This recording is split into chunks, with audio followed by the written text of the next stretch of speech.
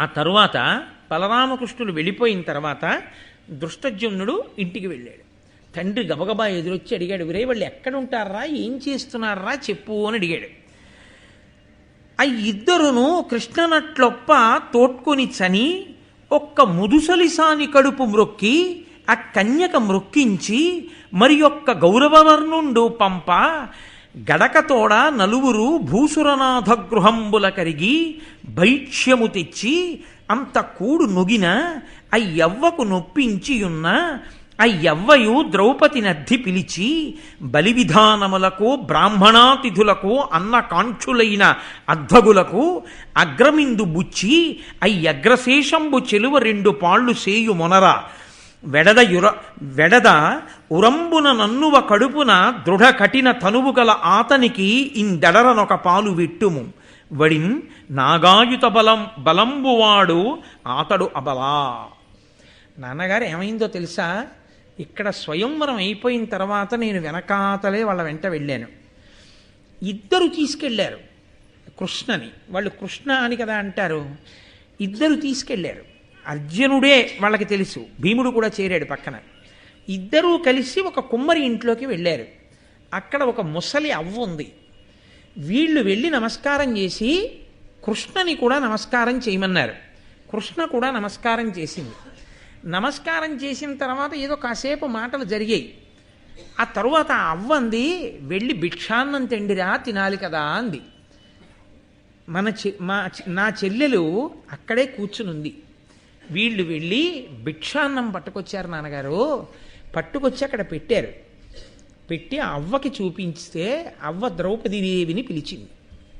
పిలిచి, "అమ్మా, ఇందులో కొంత అన్నాన్ని తీసి, అదిగో ఎవరైనా ఇంటికి అతిథులు వస్తారు, లేకపోతే అంగవైకల్యం ఉన్నవాళ్ళు ఉంటారు, అన్నం సంపాదించుకోలేని వాళ్ళు, వాళ్ళ కొరకు భూత బలి అంటే పక్షులు జంతువులు మొదలైనవి తినడానికి ముందు కొంత అన్నం తీసి పక్కన పెట్టాయి." ఇది వైదిక ప్రక్రియ. పిడచ కట్టి పెట్టకూడదు, విస్తళ్ళంలోంచి తీసి ముందు తీసి పెట్టి తినాలతాను. వేదం అలాగే చెప్పింది. కాబట్టి తీసి పక్కన పెట్టి మిగిలిన అన్నాన్ని 2 భాగాలు చేయి. ఒక భాగం 10,000 ఏనుగుల బలం కలిగిన వాడు ఈ అబ్బాయి, వీడికి పెట్టేయి. మిగిలిన అన్నం వాళ్ళ నలుగురికి పెట్టు. వాళ్ళు నలుగురు తినగా మిగిలిన అన్నం ఉంటుంది చూసావా, అది నువ్వు నేను తింటాం అంది. అంటే చెల్లెలు మారు మాట్లాడకుండా భిక్షాన్నాన్ని పరమ సంతోషంగా కొంత తీసి పక్కన పెట్టి అలాగే సగం చేసి సగం ఒకడికి పెట్టింది, మిగిలిన సగం నలుగురికి పెట్టింది. వాళ్ళు తినగా మిగిలినది అంటే అప్పటికే కుంతీదేవి పాండవులు నిర్ణయానికి వచ్చేశారు. ఆమె తమ 5గురి భార్య అని, కుంతీదేవి 5గురికి భార్య, తనకి కోడలు అని కుంతీ నిర్ణయానికి వచ్చారు. వాళ్ళ 5గురు తినగా మిగిలినటువంటి భుక్త శేషాన్ని చెల్లెలు తింది. తిన్న తర్వాత ఏమైందో తెలుసా, వాళ్ళ 5గురు ఏవో మాట్లాడుకున్నారు. అవన్నీ ఏం మాట్లాడుకున్నారో తెలుసా, బ్రాహ్మణులు మాట్లాడుకునేటటువంటి వేదం, మంత్రం, యజ్ఞం, యాగం ఇవి కావు. వ్యూహాలు ఎలా పన్నాలి, శత్రువుల్ని ఎలా భేదించాలి, ఏ అస్త్రం ఇప్పుడు ఎలా ప్రయోగించాలి, ఇవన్నీ మాట్లాడుకున్నారు వాళ్ళు. మాట్లాడుకున్న తర్వాత పడుకోబోయే ముందు పడకలు వేయమన్నారు. అంటే అత్తగారు కుంతీదేవి పిలిచి చెల్లెల్ని, "అమ్మ, దర్భలు పట్టుకొచ్చి వెయ్యండి" అంటే దర్భలు వేసింది చెల్లి. వీళ్ళ 5గురు పడుకున్నారు. వీళ్ళ 5గురి కాళ్ళ కట్టున చెల్లి పడుకుంది కటిక నేల మీద. ఇది నాన్నగారు నేను చూసింది అని చెప్పాడు. ఇప్పుడు మీరు చాలా జాగ్రత్తగా గమనించాలి సుమండి, నన్నయ్య గారు దీన్ని ఎందుకు ఇచ్చారో. ద్రౌపదీదేవి యొక్క గొప్ప శీలమును మీరు గమనించండి. అసలు ఆవిడ మెడలో మాల వేయడంలో ఆవిడ ఇష్టాయిష్టముల ప్రమేయం ఏమైనా ఉందా? ఒక్క పోని వేసింది, అతనితో వెళ్ళిపోయింది. వెళ్ళిపోయిన తర్వాత భిక్ష తెచ్చానని ఆయన అన్నాడు, 5గురు ఉపయోగించుకోండి అని కుంతింది. అలా నువ్వు 5గురికి ఇల్లాలి ఎలా అవుతావమ్మా అని ఎవరన్నా అడిగారు ఆవిడ్ని? ఆవిడ్ని ఎవ్వరు అడగలేదు. వెంటనే ధర్మరాజు గారు ఈమెను 5గురిని చేసుకుందాం అన్నాడు. ఆవిడేం మాట్లాడలేదు. ఎక్కడైనా ఉందా మధ్యలో? అదేంటి నీ మొహం ఇచ్చా 5గురికి ఇల్లాలు ఏమిటో నీకు ద్రౌపదీదేవి అంది అని నన్నయ్య గారు ఎక్కడన్నా చెప్పారా? ఎక్కడా లేదు. వెంటనే భిక్షాన్నం తెస్తే ఇంటి కోడలుగా పని ఆవిడ మొదలుపెట్టేసింది. ఇలా ఇలా పంచిపెట్టన్నారు, పంచిపెట్టింది. ఆ భుక్త శేషం తింది. అసలు పుట్టి పెరిగినదాదిగా హంసతూలికా తల్పాల మీద పడుకోవడం తప్ప ఎప్పుడూ నేల మీద పడుకోవడం అన్నది ద్రౌపదీదేవికి ఇవాల్టి వరకు తెలియదు. అటువంటి తల్లి ఈ పాండవుల 5గురి యొక్క కాళ్ళ కట్టున పడుకుంది. పడుకున్నప్పుడు ఆవిడలో ఏమైనా అన్యభావన ఉందా? ఆవిడేమైనా బాధపడినట్లు కానీ, కుందినట్లు కానీ, అన్నం తినేటప్పుడు బాధపడినట్టు కానీ, అయ్యో ఇదేమి దరిద్రం అనుకున్నట్లు కానీ ఏమైనా ఉందా? అత్తగారిని కానీ 5గురిని కానీ ఏదైనా ఒక్క ప్రశ్న, అసలు మీరు ఏమిటి ఇలా ఉంటున్నారు, మీ పరిస్థితి ఏమిటి అని అడిగినట్లు ఏమైనా ఉందా? ఏమీ లేదు. అసలు ద్రౌపదీదేవి మౌనం ఆశ్చర్యం, ద్రౌపదీదేవి మాట ఆశ్చర్యం. అటువంటి ఆవిడ మీద తీర్పులు చెప్పడం అంతకన్నా ఆశ్చర్యం. చాలా కష్టం కదండి. కారణజన్మురాలు, అయ్యో నిజం. అటువంటి తల్లి అలా ఉంది అని దృష్టజుమ్నుడు చెప్పాడు. అర్థమైందా ఏమైనా ద్రుపద మహారాజుకి? అసలు వాళ్ళు ఎవరో ఏమిటో ఏమైనా అర్థమైందా?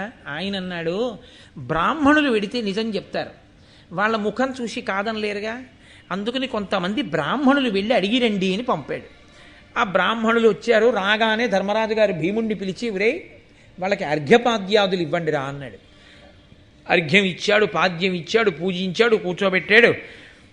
ఆ బ్రాహ్మణులు అన్నారు, మీ కులగోత్ర నామములు మిమ్మును నిమ్మి నిరుంగవేడి చింతాకులుడైన వాడు ద్రుపదాధిపుడు, అతనికిం ప్రియంబుగా నాకిరింగింపుడింతయు ఘనంబుగ అద్భుత యంత్ర మధ్యమున్ వీకుననట్టులేసిన సువిక్రమునాతడు కోరుచూడగన్. అసలు మీ కులం ఏమిటి, మీ గోత్రం ఏమిటి, మీ 5గురు ఎవరు, ఈవిడ మీ తల్లి అంటున్నారు, మీరు ఎక్కడుంటారు, ఇక్కడ ఎందుకున్నారు ఈ కుమ్మరి ఇంట్లో? మత్స్యయంత్రాన్ని కొట్టినటువంటి వాడు తనకు అల్లుడు అని ద్రుపదుడు అనుకుంటున్నాడు. అతన్ని ఒకసారి చూడాలనుకుంటున్నాడు. మీ పేర్లు ఏమిటో, మీ గోత్రం ఏమిటో, మీ కులం ఏమిటో, మీ ఊరు ఏమిటో, మీ విషయాలు ఏమిటో అయ్యా ఒక్కసారి చెప్పండి, పిల్లని కన్న తండ్రి కదా, ఆదుర్దా లేకుండా ఎలా ఉంటుంది?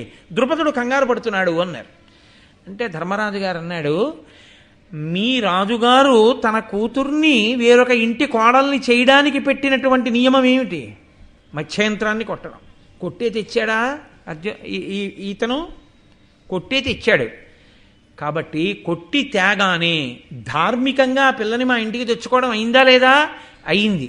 ద్రుపదుడు ఆ ఒక్క నియమమేగా పంపడానికి పెట్టింది. ఆ ఒక్క నియమం మేము తీర్చినప్పుడు మిగతా విషయాలు ద్రుపదుడికి ఎందుకు? దేనికి ఆందోళన పడుతున్నాడు?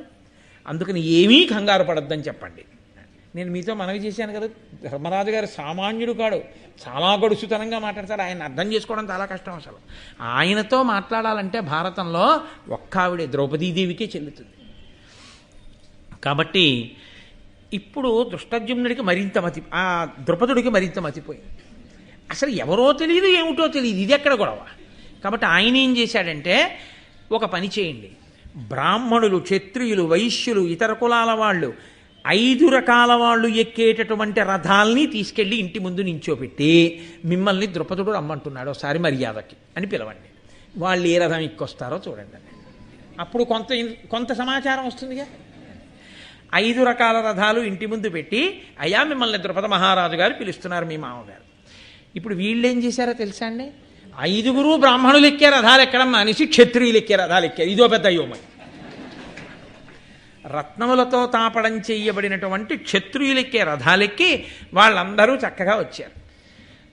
ఇంకొక పరీక్ష పెడదాం అని ద్రుపదుడు ఏం చేశాడంటే, రత్నాలు, వజ్రాలు, వైఢూర్యాలు, మాణిక్యాలు, గోమేధికాలు, వస్త్రాలు, ఎన్నో అక్కడ ఖడ్గాలు, విల్లంబులు, ధనస్సులు, తుణీరాలు ఇవన్నీ పెట్టాడు. రథాలు, రథాల పైన ఉండేటటువంటి గోపురాలు ఇవన్నీ అక్కడ పెట్టాడు. వాళ్ళు బ్రాహ్మణులు దానంగా పుచ్చుకునేవి ఏముంటాయో అవన్నీ పక్కన పెట్టి, క్షత్రియులు పుచ్చుకునే ఖడ్గాలు, ధనస్సులు, బాణాలు, బాణతుణీరాలు, రథాలు, రథాల మీద ఉండే ఆచ్ఛాదనాలు ఇలాంటివన్నీ వాళ్ళు పుచ్చుకున్నారు. అమ్మ నాయనో, ఎక్కింది క్షత్రియుల రథం, పుచ్చుకున్నది క్షత్రియులు పుచ్చుకునేవి, ఉన్నదేమో బ్రాహ్మణ రూపాలతో. అసలు వీళ్ళెవరు?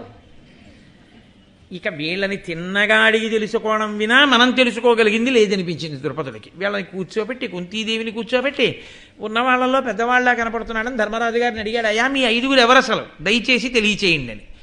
ఇప్పటి వరకు లక్క ఇంట్లో కాలిపోయిన తర్వాత తనంత తాను తెలుసుకున్నవాడు కృష్ణ భగవానుడు. తనంత తాను ధర్మరాజు గారు చెప్తున్నది ద్రౌపదుడికి.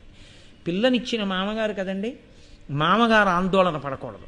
ఆయన పితృపంచకంలో ఒకడు ధర్మం, కాబట్టి వెంటనే దానికి పరిష్కారం చూపించవలసి ఉంటుంది. కాబట్టి ధర్మరాజు గారు అన్నాడు, క్షత్రియులము. చాలా మొదటి అనుమానం తీరిపోయింది. పాండుప్రియపుత్రులము, అంతే ఎగిరి అంతేశాడు ద్రౌపది మహారాజు. ఎందుకనంటే అమ్మయ్యా, ఏ 5 బతికుండాలని కోరుకుంటున్నానో ఆ 5 ఉన్నారన్నమాట. పాండుప్రియపుత్రులము ఏ నగ్రజుండ, నేనే పెద్దవాణ్ణి ధర్మరాజుని. భూనుతులు మరుత్పుత్రార్జునయము అమల చరిత్రులు నలుగురు వీరరిందములిందున్. లోకాలన్నింటినీ గెలవగలిగినటువంటి విమలమైన చరిత్ర కలిగిన మిగిలిన 4 ఇరుగో భీముడు, అర్జునుడు, నకులుడు, సహదేవుడు. చాలా ఈ మాట వినగానే ఆయన చాలా సంతోషపడిపోయి, అదిగో మత్స్యయంత్రం కొట్టినవాడు, ఇక్కడ కూర్చున్నవాడు, నల్ల కలువల తేజస్సున్నవాడు ఈ పిల్లాడే, వీడే నా అల్లుడని పొంగిపోయే అర్జునుణ్ణి చూసుకుని, సుత్రామపుత్రుడు, అభిజన పాత్రుండు, విచిత్ర వీర్యు పౌత్రుడు, శుభచారిత్రుడు ఈ విజయుడు, మత్పుత్రికి వరుడయ్యే ఎట్టి పుణ్యోదయమో. పొంగిపోయాడు. అర్జునుడికి ఇల్లాలవ్వాలని కదా ఆయన కోరిక. సుత్రామపుత్రుడు మహానుభావుడు, అదిగో దేవేంద్రుడి యొక్క కొడుకు. అభిజన పాత్రుండు, పెద్దల చేత అందరి చేత కూడా అభిమానమును పొందినవాడు. విచిత్ర వీర్యు పౌత్రుండు, విచిత్ర వీర్యుని యొక్క మనవడు. శుభచారిత్రుడు, శుభమైన చరిత్ర కలిగినటువంటి వాడు ఈ విజయుడు. నా కూతురికి భర్త అవుతున్నాడు, ఎంత సంతోషమో, ఇతనే నా అల్లుడు అన్నాడు. ధర్మరాజు గారు అన్నాడు, అతనే కాదు అల్లుడు, 5. ఆశ్చర్యపోయి ఆయన అన్నాడు, అదేమిటి 5 అల్లుళ్ళు ఏమిటి అన్నాడు. ఆయన అన్నాడు, నేను ఇంకా పెద్దవాడిని ఉన్నాను, వాడు తమ్ముడు, వాడెలా చేసుకుంటాడు ముందు అన్నాడు. ముందు అంటే ఆయన అన్నాడు, పోనీ నువ్వే చేసుకో, నువ్వు ఒక్కడివే చేసుకో, పెద్ద కోడలు అవుతుంది మీ ఇంటికి, నాకేం అభ్యంతరం లేదు, ధర్మము ఎవరైనా పాటించవలసిందే కదా. అందుకని ద్రుపదుడు అన్నాడు, అట్లా యగునేని ఈ కన్య అభిమతముగా వసుమతీనాథ నీవ వివాహమగుము, ధర్మ మార్గం ఎవ్వరికి తప్పనగునే అనినా అతని కనియ ధర్మాత్మజుండు.